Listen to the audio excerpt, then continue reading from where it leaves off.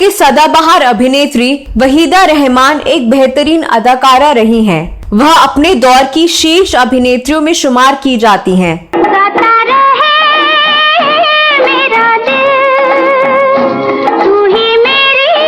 आज भी हम सभी उनकी खूबसूरती के कायल हैं। उन्होंने अपनी खूबसूरती और बेहतरीन अभिनय से सबको अपना दीवाना बनाया। आज फिर जीने की तमन्ना है, आज फिर मरने का। लेकिन फिल्म चौदहवीं का चांद का उन पर फिल्माया गया गाना, चौदहवीं का चांद हो या आफताब हो, जो भी हो तुम खुदा की कसम लाजवाब हो, में तो दर्शक उनकी खूबसूरती को देखकर मंत्रमुग्ध हो गए और वह भी इस फिल्म से मशहूर हो गयी। चौदहवीं का चांद हो या आफताब हो। आपको बता दें कि वहीदा का मतलब भी लाजवाब होता है। आज मैं इस वीडियो में अपनी शर्तों पर जिंदगी जीने वाली एक्ट्रेस और डांसर वहीदा रहमान की जिंदगी से जुड़े एक किस्से के बारे में बात करने जा रही हूँ। आप बने रहिए हमारे साथ।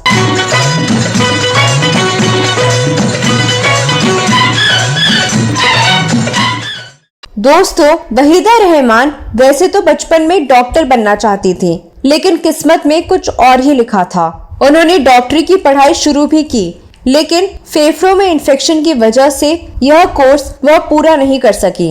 माता पिता के मार्गदर्शन में वहीदा भरतनाट्यम सीखने लगी थी। 13 वर्ष की उम्र में ही वह नृत्य कला में पारंगत हो गई और स्टेज शो करने लगी थी।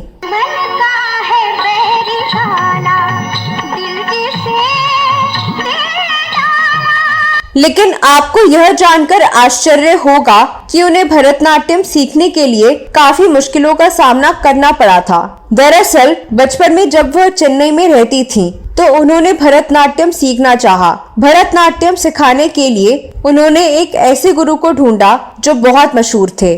उन्होंने अपने दोस्तों से कहा कि मुझे इन्हीं से सीखना है, लेकिन नृत्य सिखाने वाले गुरुजी ने कहा कि मैं इसे नहीं सिखा सकता क्योंकि यह मुसलमान है और वो अपने भाव जैसे पदम, वर्णन ये सब नहीं कर पाएगी। लेकिन उन्होंने जिद पकड़ ली थी कि मुझे उन्हीं से भरतनाट्यम सीखना है। इसके लिए उन्होंने अपने दोस्त की माँ को कई बार गुरुजी के पास भेजा। आखिरकार गुरुजी ने उनसे उनकी कुंडली लाने के लिए कहा, लेकिन उनके पास कुंडली तो थी नहीं क्योंकि उनके धर्म में ये नहीं बनता। उसके बाद गुरुजी ने उनकी जन्म तारीख मांगी और खुद ही कुंडली बनाई। कुंडली देखकर गुरुजी को आश्चर्य हुआ और कहा कि कुंडली के अनुसार वहीदा मेरी आखिरी और सबसे अच्छी शिष्या होगी। उसके बाद वहीदा रहमान ने उनसे भरतनाट्यम सीखा और आज उनकी नृत्य कला के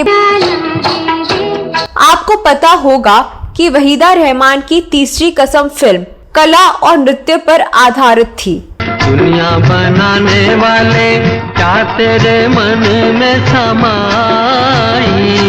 इस फिल्म में पान खाए सैया हमारो गाना वहीदा रहमान पर ही फिल्माया गया था, जो काफी लोकप्रिय हुआ था। पान खाए सैया हमारो, सौंगी सूरतिया होठल। यहाँ तक कि धर्मेंद्र भी चौदहवीं का चांद देखने के बाद वहीदा रहमान के दीवाने हो गए थे। चौदहवीं का चांद हो या आफताब हो।